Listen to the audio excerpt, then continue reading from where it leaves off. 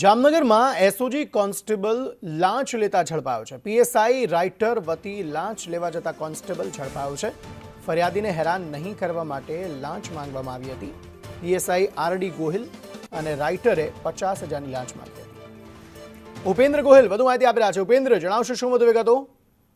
ચોક્કસથી જણાવી દો કે જામનગરમાં છેલ્લા 15 દિવસની અંદર જ 2 એસીપીની ટ્રેપ છે તે પોલીસ માટે સાબિત થઈ છે। જામનગરની વાત કરીએ તો જામનગરમાં સી ડિવિઝન પોલીસ દફતરમાં ઉદ્યોગનગર ચોકીમાં ફરજ બજાવતા પીએસઆઈ આરડી ગોહિલ અને તેના રાઇટર જમભાઈ મોરીએ ફરિયાદી પાસેથી ભવિષ્યમાં ચીટિંગના કામે કોઈ અરજી આવે નહીં તેની જાણ કરવા અને હેરાન નહીં કરવા માટે રૂપિયા 1 લાખની લાંચની માંગણી કરી હતી।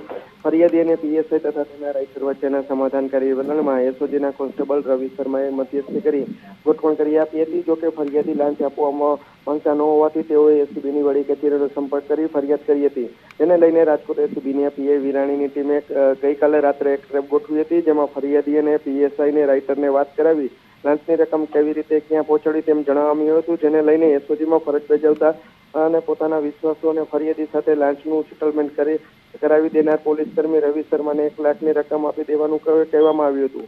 ટેલિફોનની વાતચીત બાદ ફરિયાદીએ રવિ શર્માનો સંપર્ક કરી સમર્પણ નજીકના પંચાયત કાફે રેસ્ટોરન્ટમાં રૂપિયા 1 લાખની લાંચની રકમ આપી હતી। ત્યારે અગાઉથી ગોઠવણ મુજબ એસીપીની ટીમ છે તે સ્થળ પર પહોંચી આવી હતી અને એસઓજીના પોલીસ કર્મી રવિ શર્માને પકડી પાડ્યો હતો। જોકે આ જે બનાવમાં પીએસઆઈ આરડી ગોહિલ અને રાઇટર મોરી હાથ ન લાગ્યા હતા।